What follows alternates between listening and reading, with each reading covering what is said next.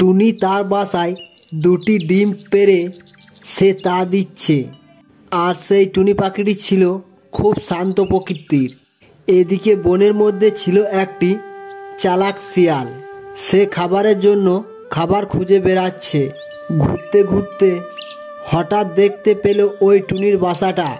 সেটা দেখে বলে, হ্যাঁ টিমাটিম টিম, টুনির বাসায় দুটি ডিম। হ্যাঁ টিমাটিম টিম, খাবো আমি ডিম।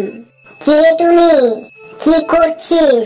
তোর বাসায় তো দুটি ডিম রয়েছে, দে দে ডিম দুটি খাই।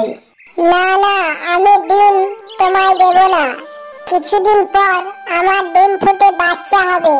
কি বললি, দিবি না? তাহলে আমি কি উপরে যাব?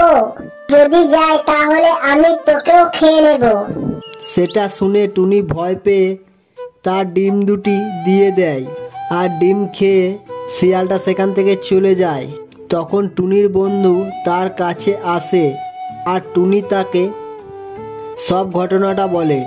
সব শুনে তার বন্ধু বলে, তুমি সত্যিই বোকা। শিয়াল কি কখনো গাছে উঠতে পারে? পারে না।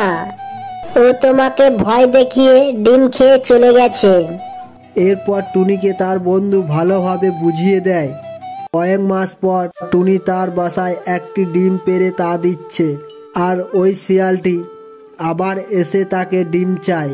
আর টুনি তাকে বলে, না, ডিম দেব না। তুমি পারলে উপরে এসে খেয়ে যাও। তখন শিয়াল ভাবে, বোকা টুনি তো অনেক চালাক হয়ে গেছে।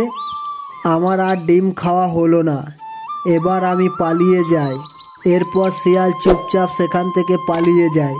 আর টুনি তার বাসায় শান্তিতে বসে বসে ডিমে তা দিতে থাকে।